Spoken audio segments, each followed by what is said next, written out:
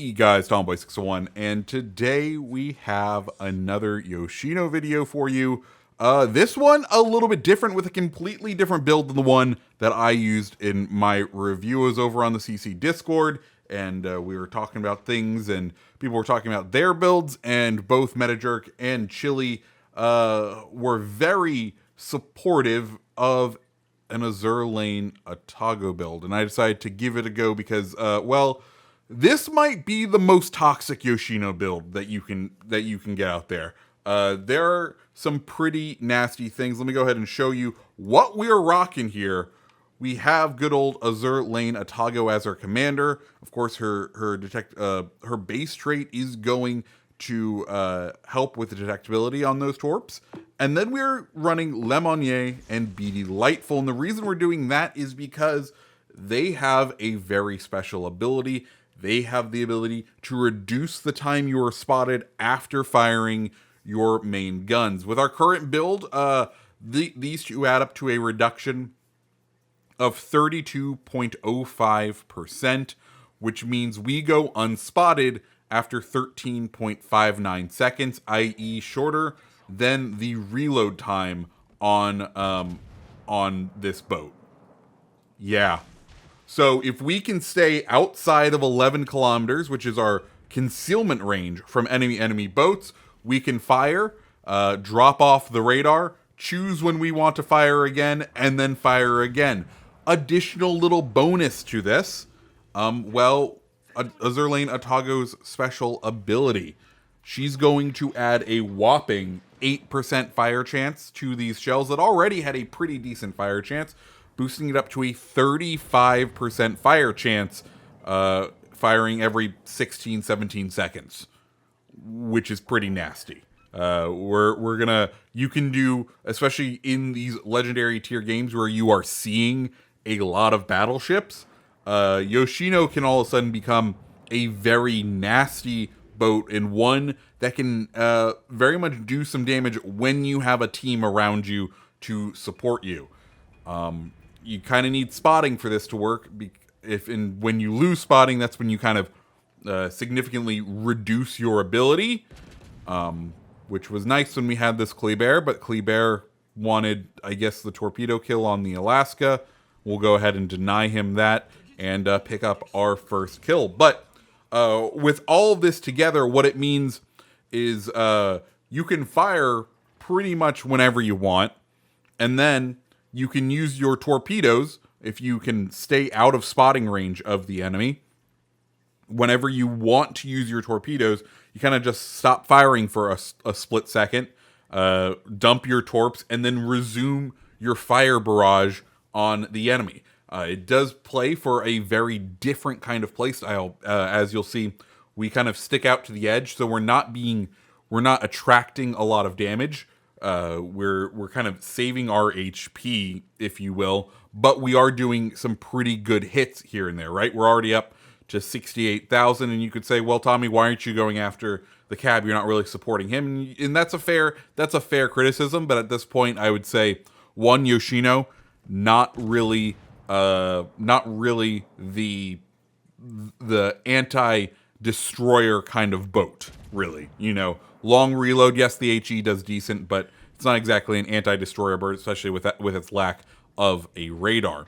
One other thing I want to talk about, just Yoshino overall. Over in my review, I did talk about the spotter plane, it being a unique spotter plane. It turns out that was actually a bug, a glitch.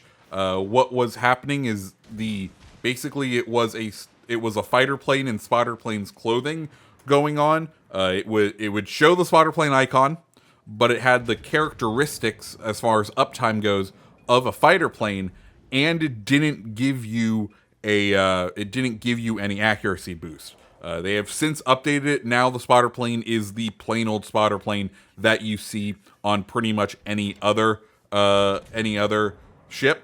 But spotter plane's still sort of useful. I don't know if I'm going to keep it on permanently, but with this build, we are kind of staying at max range, right? We're using beyond range on Atago's skill. We are also using the range mod for the cruiser to really try to draw out the cruiser. And you could argue we could take off like Ivan. We could take off Ivan, retain a lot of the bonuses, but but then put on Kuznetsov to get even further range. But I don't think that's necessary as of yet.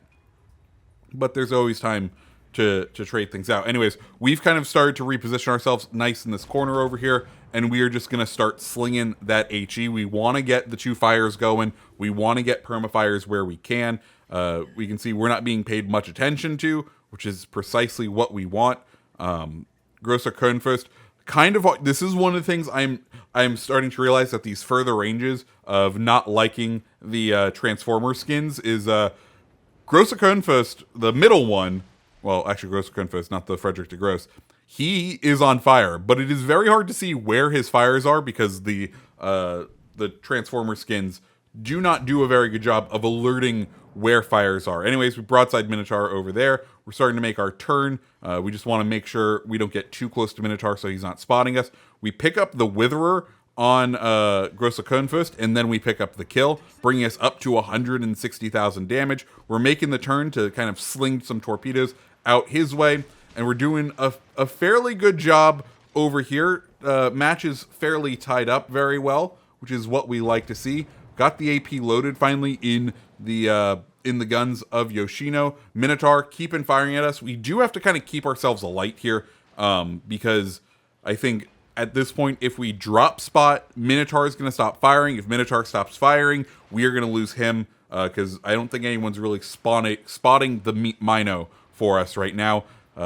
Shells are about loaded. We're waiting on those front guns to really get the big damage strike off on Mino, but here they come around. One other thing to note with this sort of build, with this setup, as we pick up the high cal, it does incredibly behoove you to fire full salvos, because you don't want the shells going out offset, right? You want all of them going at once, because every time you fire, it starts that what would usually be the 20-second timer, but in our case, that 13.5-second timer, it starts it over again. And one of the big buffs of this build is being able to have that time reset, or have that timer reset while we're all still on cooldown. So you want it to kind of move in one block of time together. One thing to note while all of that has happened is, our team has kind of given up the goat a bit. If you've noticed, we are now 3v5, and our entire left flank has kind of gone. We do have one battleship chasing their lone battleship out into the thing, but at this point, we do want to kind of protect our base. Let him go to the moon. At this point, we need to turn around. One, try to get some spotting on these guys so that we can maybe continue our barrage. We're up to 189,000 damage, which is an excellent amount of damage, and shows kind of the strength of this Yoshino build, where we've done 190,000 damage, and we really haven't taken much return fire. Don't worry, that will change as we spot a Conqueror here, and GG to him. I think he did end up sending us either a message or he commented and watches the channel. And we're going to start trying to wither him down. Now, this build isn't the most effective against Conquerors because, if you can tell, we kind of rely on damage over time. Damage over time, not exactly... it's one of the things Conqueror is very good at countering because, of course, it is able to heal all flooding damage back, all fire damage back, and it has that beautiful super heal. So this isn't exactly a great matchup for us. We're kind of relying on our battleship to maybe assist us in this fight. Those torpedoes are looking good, though, to hit that Conqueror. Of course, throwing the guesstimate torpedoes out there as we drop spot on him. That is one of the problems. Like we said, we need spotting for this to work. We pick up 2 torpedoes hits, and of course that's going to force him to use his damage control party. As he floods out, he's going to pop it, which means we want to set him on fire again. We want to get him burning. That is our goal here. As we can see just how much health he's been able to recover through a super heal already. We're going to begin to push in once again. We do have to be a little wary, but at this point, one interesting thing to note is as we're hitting him, we're still resetting that timer, so the destroyer still isn't in the cap quite yet. It is only that Conqueror who is causing the hours to tick by, the minutes, the points. Of course, he is freezing us out, but at this point, our battleship lost the race up north, so it is only us and our friendly battleship who is relatively nearby. And I'm kind of just checking to see what we can do torpedoes wise, see if any of them are back. I want to be able to maintain doing some large amount of alpha hits onto this Conqueror. We are whittling him down, right? We've done a good chunk of damage so far, but we do still need to be fairly cautious. I want to see if we can knock him out. I'm hoping that's what our friendly battleship is going to do. And unfortunately, our friendly battleship goes down to the enemy destroyer, which I didn't even see those torpedoes because I was locked on to that onto Conqueror too much, and I'm like, okay, well, Montana is probably going to try come out around this corner over here. At this point, we are just going to have to kind of charge in head on and see if we can finagle our way into a victory. So we're going to dump torps towards that end that we think Montana is going to go down. We've popped our spotter plane just to see if we could get a better look at where Montana might possibly be coming from. But at this point, I'm fairly certain that we are going to get picked up by their destroyer. And once that happens, it kind of has ruined our whole build. And then once our other rack of torps resets, we're going to put it in the other gap just in case Montana wants to come out on that gap. But he does kind of start coming out here, and I'm like, oh, this might be good. This might be good. We could maybe really do some damage on this Montana. We're going to turn in, and unfortunately, a beautiful crossfire has been set up by the Conqueror. As you can see, we are kind of just perfectly in a nice crossfire. We're going to dump torps towards him, see if maybe something happens. One on the indicator, one if he like draws a straight line to us, depending on if he wants to kind of turn in. We're going to try and angle a little bit towards him, but really it's the Montana we need to be worried about because of that American AP. That American AP comes in and just absolutely slaps us. In addition, the battleship that was on the moon has decided to begin to engage us. We're going to try to get our rear guns off, and if we can get that in, but we take another huge salvo from the Grosse Köln first. Now we're just going to try to see if we can pick up the Kraken here, turn in, and down we go. But guys, that is Yoshino with the Atago build, which I think probably one of the more effective and maybe one of the more toxic builds.